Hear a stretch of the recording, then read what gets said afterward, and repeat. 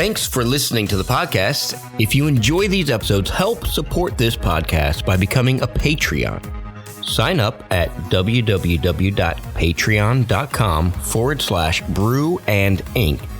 Your support will help our team to continue to produce great content like this. Also, check out our syndication page, SeriousWriter.com. Do you want to be a series writer? At SeriousWriter.com, you'll find videos, topics, classes, resources, and a podcast, the Brew and Ink Podcast. We thank you for being a faithful listener, and now, on with the show.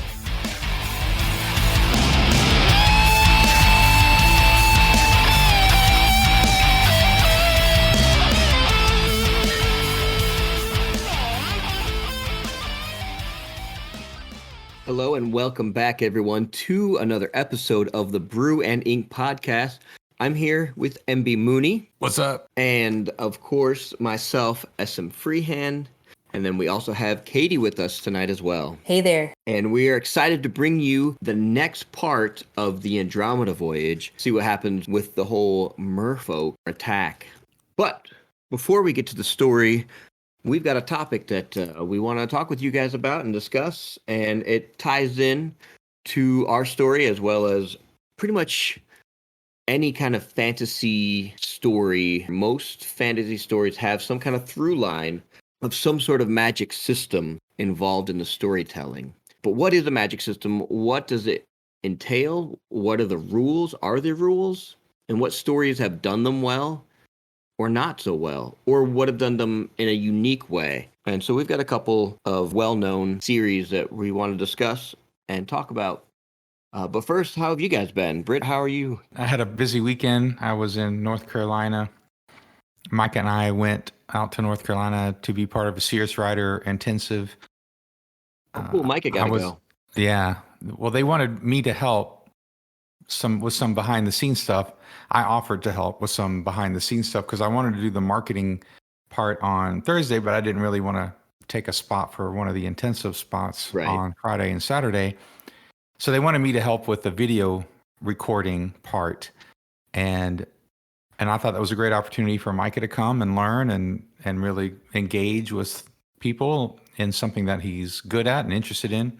And seriously, if he hadn't been there, it would have been a disaster. Like, he totally came through. He was totally the hero because they kind of threw a lot of equipment at us on Friday morning. Like, we used my equipment on Thursday, but anyway, on Friday morning, they threw a whole bunch of equipment at us cold. And if Micah hadn't been there setting up the OBS and doing all this stuff, and I mean, he was a champ, man. And so that was a great weekend. It was just really tiring because we drove back late Saturday, and then there was church on Sunday, and then it just doesn't stop, And so yeah, but it's good though. It's not like it was bad. It was just good. But I learned a lot, and trying to decide, brainstorm a little bit on next creative project for myself. How about you, man? Yeah. Well, you started a TikTok over the weekend. I did. It hasn't really done much. We'll see if it will gain traction or not. But I'm just trying to have fun with it and see what happens. Rumors are it's pretty popular, like a couple million people using it, and it's fastly growing to be like one of the biggest, if not the biggest, social media app. It's second right now to Facebook, and Facebook and Instagram are dying, and so TikTok will soon, within the next 6 months, be bigger. Will be the number one. And it's just one of those things where it's like, if I'm going to be in marketing and some of my work is in marketing, I should at the very least know what it is and know how to work it and know some of the strategies behind it. So I got on there, and I'm just having fun and learning and making some crazy little videos. That's what you do. That's what TikTok is for, crazy little videos. I'm not shaking my butt yet. I haven't devolved to that state. I don't think you have to. I think it's grown enough that there's enough different ways to utilize it in less degrading ways. But I'm a bit tired today because yesterday, as I was driving to work, my friend randomly hits me up and says, "Hey, I'm supposed to have a date night with my wife tonight, and she's not feeling it. do you want to come see Hamilton with me at the Fox Theater? And I said, yes. You went I last am night? there. Last night, yes. Elisha was That's so there. cool. Elisha was there? Elisha was there. The same thing happened. Like her friend was like, her friend's mom texted us and was like, we have this extra ticket. Does Elisha want to go? And we were like, yes. And so she was there too, dude. I totally didn't see her. I'm sorry, I didn't That's want okay. It was fun. It was packed and it was good performance. I mean, it's a new cast for the Atlanta area. And so I had seen it once before, so of course I'm like comparing like, oh, I like this version better, or oh, I don't like how they did that. But it was still it was a great show and I enjoyed it. I hadn't been as steeped into the Hamilton, soundtrack this time around. Like last time around, I had been listening to it like on the daily, and so it was like almost like a fresh take on it again for me. But yeah, that was fun. And then getting an interview done with Sharon Hink on Monday, so we'll have that episode coming out pretty soon. We'll talk about that in a little bit. What about you, Katie? Life stuff. Enjoying time with the family, doing some writing. Lots of chalk drawing. Or Breezeway Cool. is covered in just Tammy loves drawing. Let's see, I went to a car show last Saturday. My husband took our kid on a joyride and they ended up at the park across the street from this car show. And the baby asked to put the truck in the car show, and the car show folks are like, yeah, sure, why not? So Awesome. came That's over to great. this beautiful lineup of cars and my husband's awful looking Dodge Ram. Everybody had a good time and he's done a lot of work on the cars. It's not like, it's not stock or anything, but the baby had a blast. That's awesome. That's fun. I love coming across serendipitous little activities like that where you didn't plan on it, but then you just dive into it and get involved. Well, very cool. Let's dive in to our topic. Talking about magic systems. So when you talk about magic systems, the first thing you think of, I'd say out of the gate, is most likely going to be Tolkien's series with The Lord of the Rings and The Hobbit. He's one of the first ones to do it on a level that I would say rewrote the way fantasy were being kind of addressed. He did it in a unique way. He was taking things from like ancient Norse mythology, making it his own. And so you get elves and dwarves and wizards, and the different wizards have kind of their own set of powers and their own colors to go along. He color coded his magic system. And then you have the rings that were made to control. What's cool about The Lord of the Rings is he really does focus. The central story is the ring. And the ring with this magic, and it can make you invisible, and it can make you see things kind of in the spiritual realm, but it can also attract the evil to you and kind of take over you. And that's just one portion of his magic system. That was like the main driving force. Yeah, he and C.S. Lewis both had very similar elements to their quote unquote magic systems. They weren't what we would in modern days call a magic system because it was very loose. There were very few rules. Gandalf could do some stuff and then he was really powerful and then all of a sudden he wasn't. It was kind of in and out. But I really do think that sometimes at least the modern reader forgets that for C.S. Lewis and for Tolkien, their faith was really a big part of their understanding of a magic system. And so, Aslan was like a God, Christ-like character. His magic system, or the magic systems within them, were just what did they need? How were they empowered, and all those sort of things. And so it was more about different spiritual forces, at least in their mind. I think that's what influenced them, than it was really even about rules. But yeah, you're right. Like a lot of the magic system in their stories are very loose. Yeah. I'd really like to hear Katie's thoughts on this, but I really do think that the Dungeons and Dragons role-playing crowd had a big role in this. I keep using the same words, but the role-playing. we're a big part of this transition because when you think about it, when you're doing like role playing games, you don't want to have a character who can just do whatever they need to do. Like they're just right. I mean, like you don't want that. So I don't know if Katie has any thoughts on that. I don't know how like the historical timeline goes from, say, writing myth and legend the way that Tolkien was, in his story writing and his influences and what he was mimicking with Lord of the Rings, Hmm. was, it's very steeped in that tradition where there aren't rules. Um, but and I a lot of what I was going to talk about when my influence and interest in magic and world building systems in general is very much influenced through role playing games. Just in general, that seems like it's a big thing because you have to, when you have that community story you're developing, whether that story is just smashed goblins or you're actually storytelling with your characters and that's more of your focus. You want that fair aspect where everybody understands what's going on and you can't be called out for cheating one way or another. Um, and that's where a lot of my influence in story writing has come from, is as well as just like a neurotic, how do things work? I'm going to learn and develop how things work and how it all influences each other. I think D&D does a great job of kind of Yeah. teaching people how to storytell together, Hmm. because you're doing it together. And it was definitely really popular around that same era of where Star Wars and everything came out, and I think a lot of storytellers that we have nowadays were heavily influenced from, the D&D type gamers that were around that time. Just from a very like, I don't particularly care for Star Wars, and I don't know anything about the extended universe, but just from a very casual aspect, I would argue that Star Wars doesn't have rules on how its force works.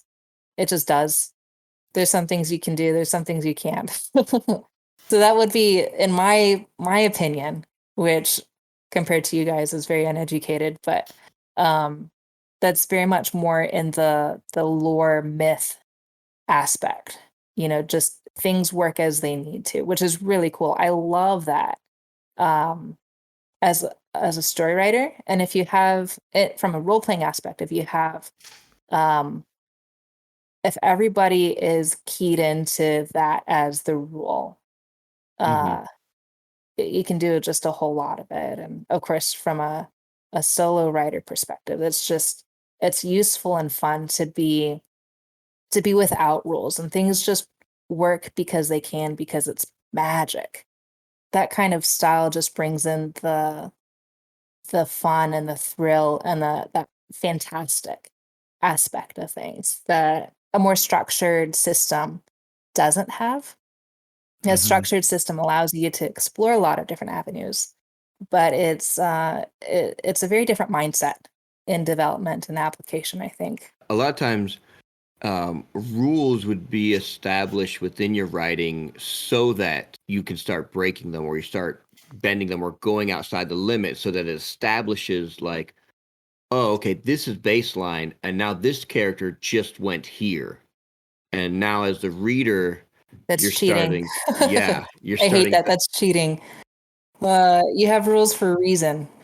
And just because he's a main character doesn't mean he has the privilege to break them. What are you talking about? right? So a lot of times that's the reason for the writing. Yeah, having that structure and knowing where you can push boundaries, Yeah. and sometimes, where you do need to break a rule is very important. Depending on your perspective, rules are there to provide structure and grounding and foundation in how you approach something, but they're also there to be carefully and consciously broken. Yes.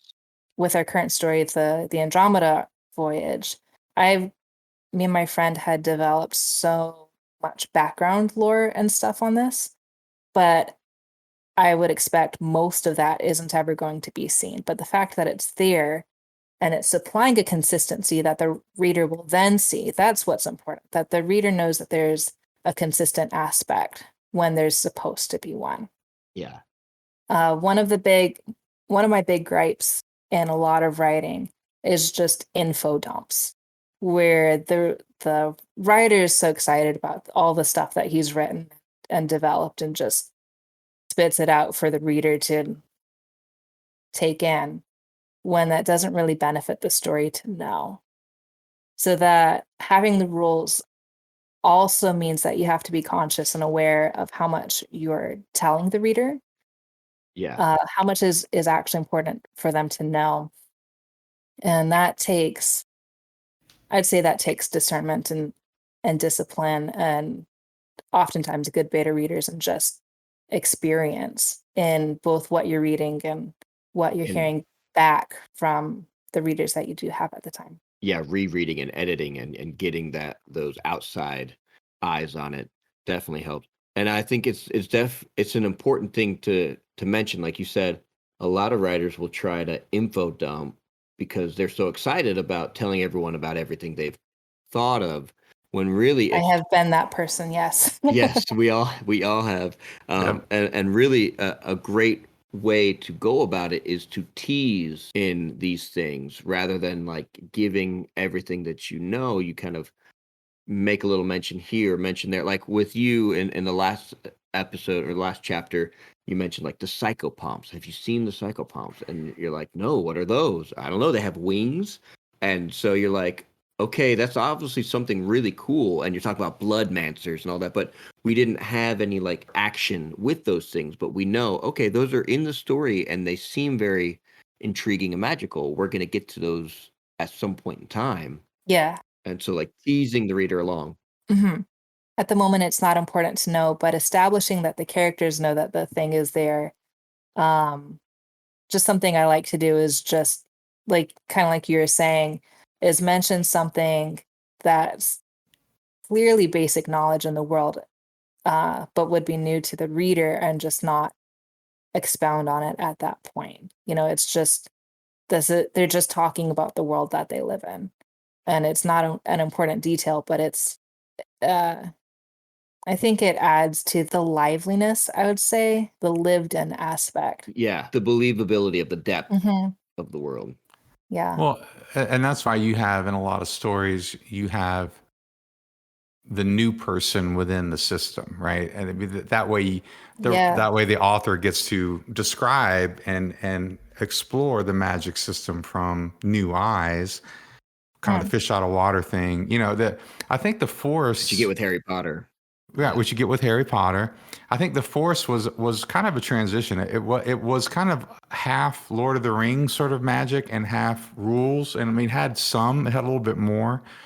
But I think really when you get into Robert Jordan and then you get into Brandon Sanderson and some of these guys, they really leaned in heavily on the magic system and the rules. And then what they did, they didn't break the rules as much as manipulate them, as much as be creative and do, like, for lack of a better term, mashups with the rules, right? Well, if you can do this, you can do this, and if you put these two things together, now you can do something new.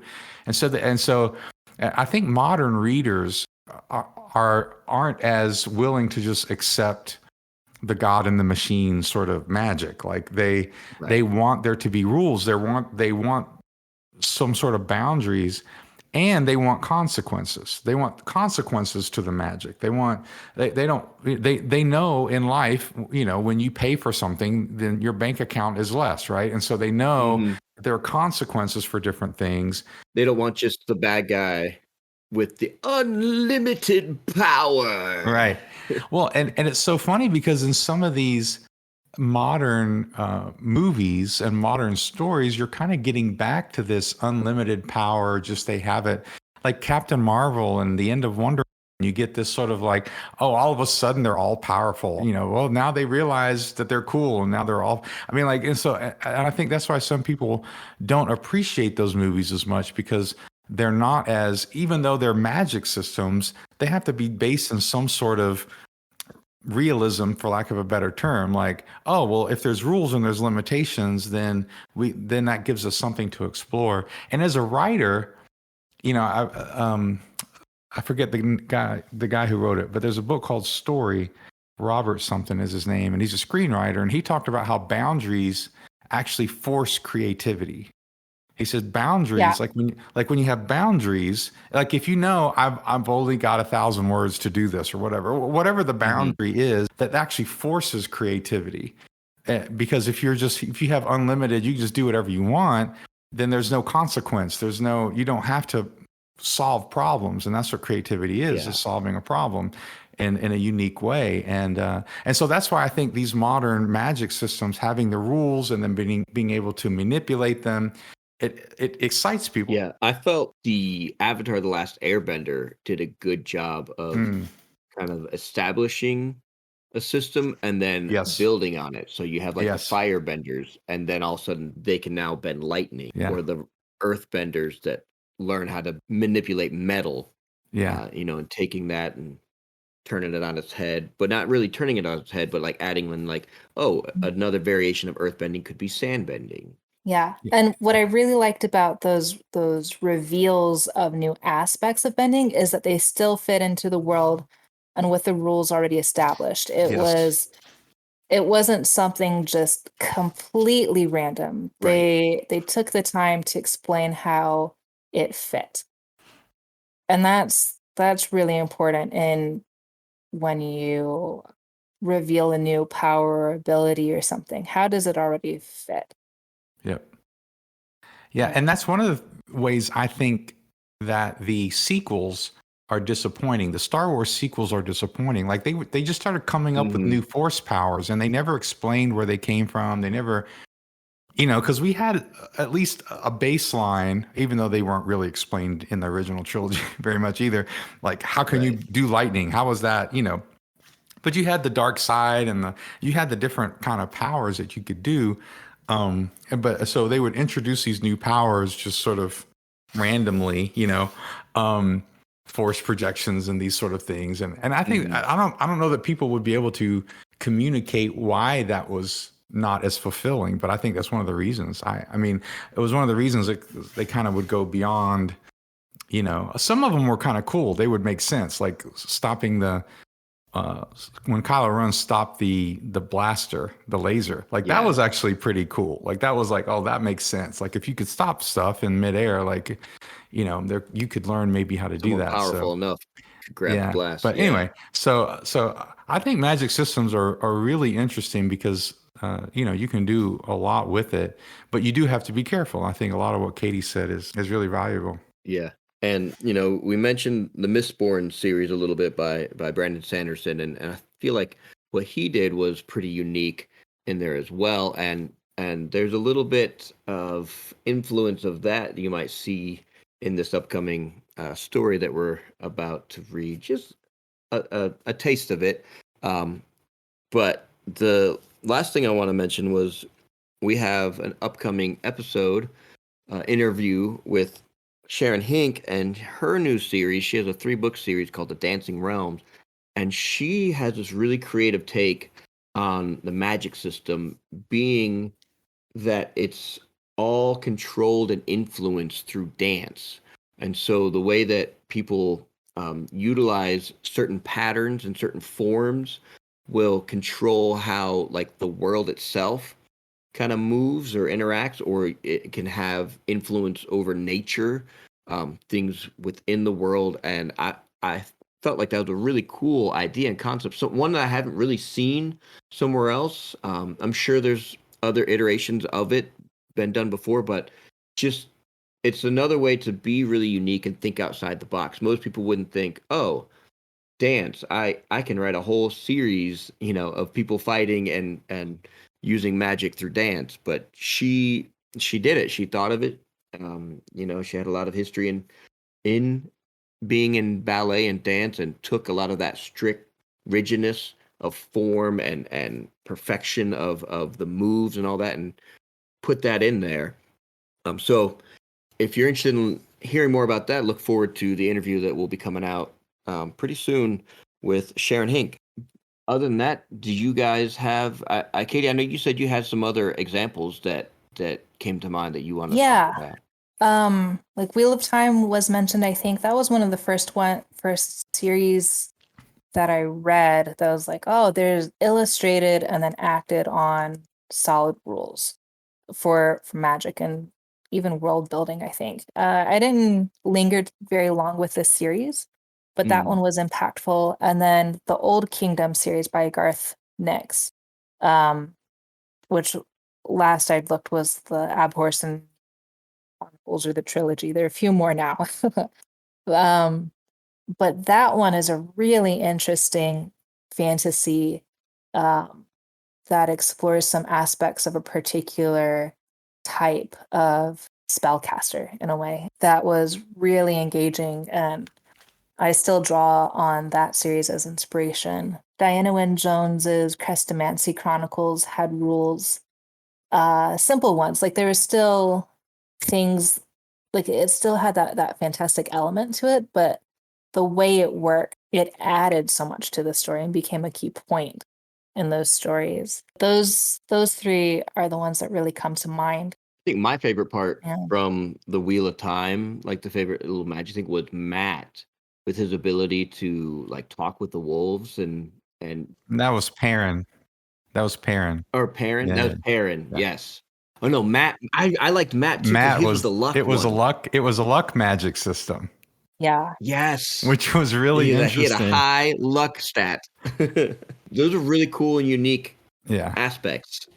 Well, one of the things that I think makes a great magic system, that's maybe just my opinion, but I love the magic systems like in Wheel of Time, where the magic system is connected to the world and the story in a way that it's not just a tool. You know what I'm saying? Like the magic system Mhm. isn't simply a tool of what's going on. Like it's almost like the magic system is within the creation sort of mythology, or it's within some other part of the lore and the mythology that's kind of connected. Those are the ones I really like. It's connected with the overall arc of the story and the hero and what's going to happen, and all of that stuff. And it could be negative, it could be positive, it could be whatever. But those are always my favorite. I think the ones that do it the best, because even the Force is kind of that way. Like the Force is trying to lead us to something. It's trying to lead us to, it's trying to balance itself or whatever. Whether you agree with that sort of philosophy or not, that was sort of George Lucas's, sort of belief as kind of injected into what was happening. So anyway, those are my favorite. And I can appreciate it when there are character-driven magic systems too. Like each individual character kind of has their own thing. Like kind of what he did in the Wheel of Time. Like they had their own things that they had to kind of figure out on their own. And I feel like we're doing that a little bit here with the Andromeda Voyage. Like we've got different classes of people that have differing elements within this magical world, but not everyone has all these things at once. And I think that allows for particular character growth, because then you have one character on his own journey, and then you have another character that's there with them, but they're interacting and perceiving from a total different perspective. And I think without further ado, we can probably jump into our story. This is Andromeda Chapter 2. This is called Coppola. And it's written by who? Oh yeah, it was written by me, so you'll hear me reading. But this was fun. Katie gave me a great setup. I always love when there's about to be some sort of a battle. They were under siege by some merfolk, and we will see what happens here.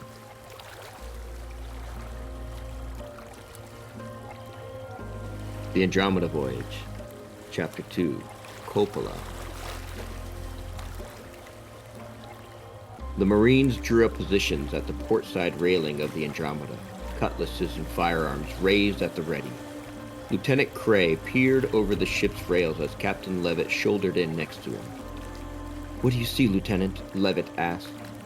"Nothing yet. They're keeping submerged," Cray said just above a whisper. "They know we're expecting them." All activity aboard the deck fell silent. the lapping of the waves against the Andromeda the only noise, leaving an eerie, foreboding feeling in the air. Then a sound caught Cray's ears. A sweet, sickly melody arose around the ship, amplified in the wind. Cray felt his heart gripped as he looked over the railing at the peaceful rolling waves. A sudden urge to be with the sea pulled him closer, his grip loosening on the rigging rope he had been holding. A longing mixed with sorrow, any loss he had ever felt in his life crashed over him all at once, drowning him with regret and sadness. The song oozed with the promise that the sea would wash away the grief and unrequited remorse. Cray began to nose his way forward when someone grabbed him by the hand, yanked him back from the railing, spinning him around to face her. Captain Levitt stood gripping Cray's arm with a dark expression on her face, and her flintlock held out at the ready. "Men," she said, "so easily swayed by the longing of your hearts. Forgive me for this." Cray tried pulling his arm out of her grip as she fired her flintlock leveled beside his head. Cray grabbed at his ears, now ringing, deafened and muted, but his mind was back. He locked eyes with Captain Levitt and uttered words of thanks that he could not hear himself. Turning back towards the sea, the urging remained, but diminished and manageable. Captain Levitt bellowed loud enough that even Cray heard her. "Men, get your wax plugs in. Any man who does not have plugs, get below deck, now." Those who regularly manned the cannons put in their wads of wax.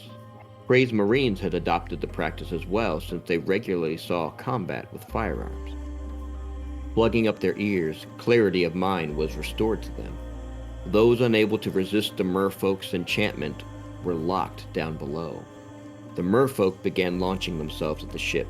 4 or 5 latched onto the side, their naked skin sticking to the wood surface like sea slugs. Cray leaned over and saw a mermaiden crawling up just below his position. The beauty of her flawless form was offset by a pale, ghostly face with razor-sharp teeth that smiled up at him hungrily. His gunshot joined a smattering of others. The mermaiden slithered eel-like, dodging his shot, ascending closer to the railing.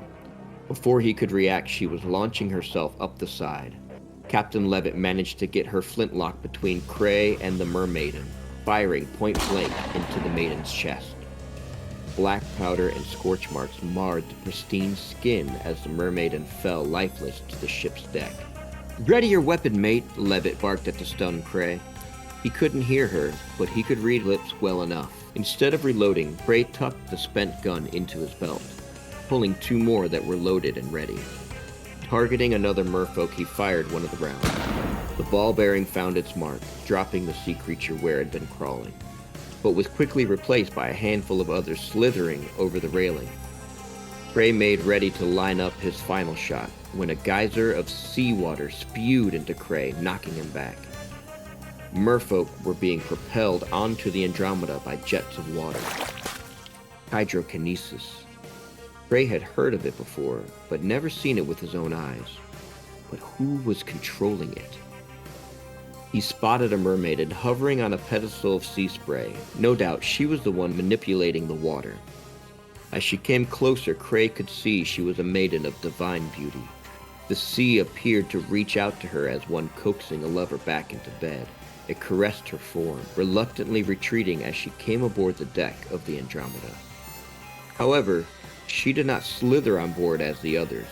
Her serpent-like tail split in 2 and formed a set of seaworthy scaly legs.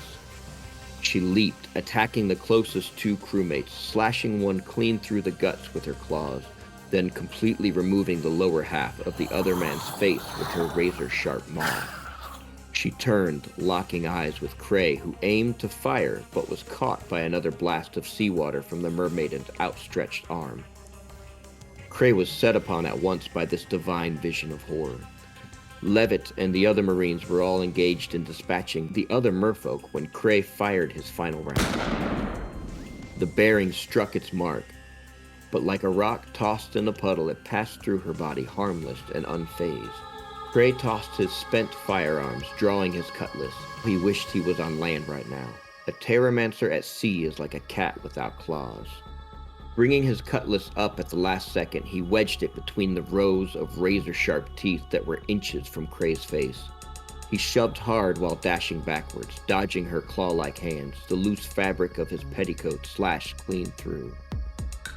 "Well met," cooed the mermaiden. "Not many men survive an encounter with Coppola, Warden of the Waves. I shall give you a death fit for a warrior such as yourself."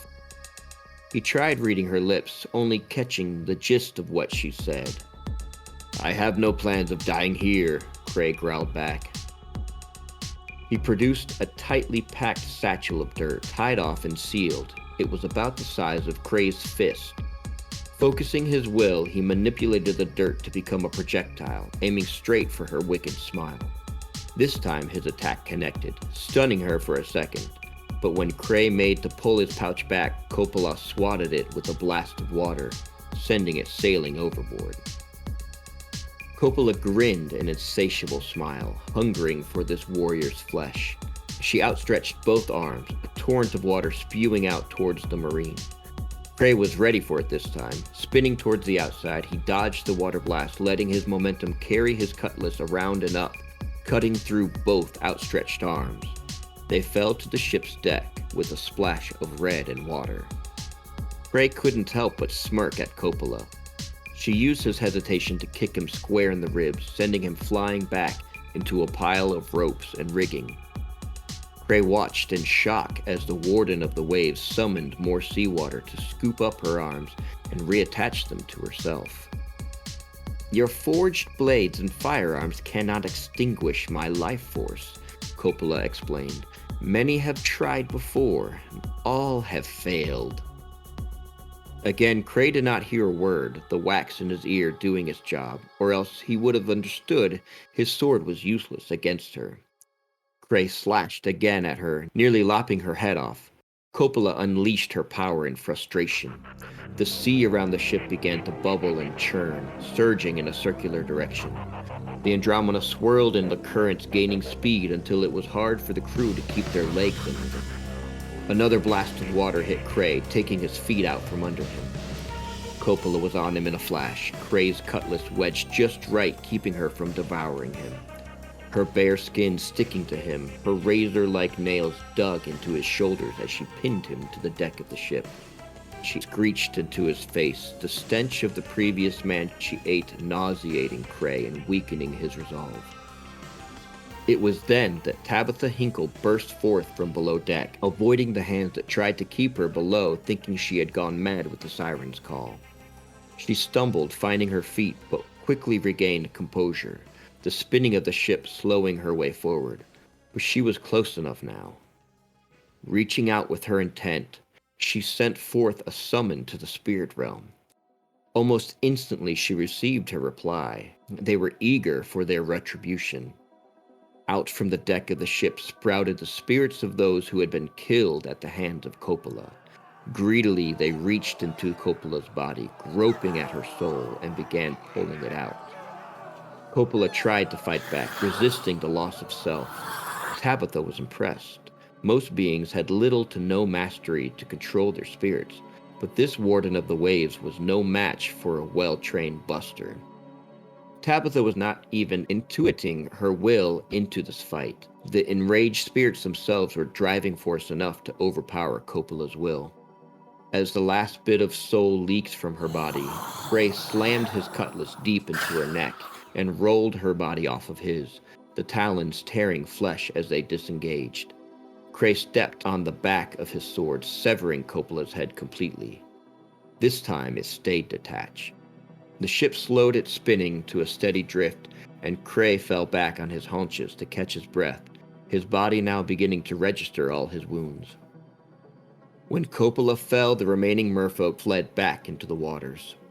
Tabitha Hinkle also fell to her knees, catching her breath.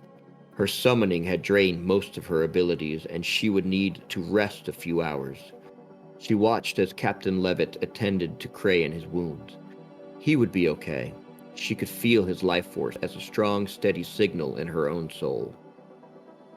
As she pressed her palms on the deck to stand up, she felt something else, too. Something was different about the Andromeda. Tabitha reached out internally, sensing for the ship. It had gained something, some extra swell in power. It felt a lot like, and then she made the connection. It felt like Coppola's life force, not her personality, but her power. Tabitha felt the Andromeda reaching back out towards her, brushing this new power against her, nudging her to try it. Grabbing a hold of the power, she knew at once what it could do. She could take control of the water touching the ship. As it lapped up the side of the Andromeda's wood planks, she snatched the sea spray, holding it in midair, poised, ready for her next command. Feeling her energy draining quickly, she only managed to splash a small swell high into the air before it came showering back down as a fine mist. A rainbow flickering in the air was the last thing she saw as Tabitha passed out from complete exertion of her powers. Turning to Captain Levitt and Cray, who was still fishing wax out of his ears, Captain Ellis asked, "What's the status of the wounded? Did we lose anyone overboard?" Levitt responded, 4 dead, 6 wounded, a few of which may be fatal if they don't get immediate attention. We can't be sure if all remained aboard until we get a full head count. Wallace, our healer, may be able to stabilize the wounded, but I suggest we make for the nearest port to get them the aid they need. A Marine ran up reporting to Cray. "Lieutenant Cray, sir, we have finished our head count. All are accounted for except crewmate Wallace, sir. It's reported that he was seen going overboard." Cray cursed beneath his breath. Of course the healer was the one to go overboard. Ellis looked solemn as he asked, "So do we stay and look for Wallace at the risk of losing the wounded? Or do we count him as a lost cause, already swallowed by the seas or eaten by merfolk, and instead set sail for port to save the wounded?" The end.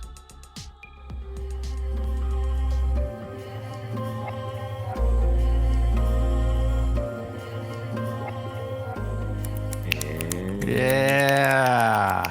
Good job, man. I like the action. I like the twist and the turn and the reveal.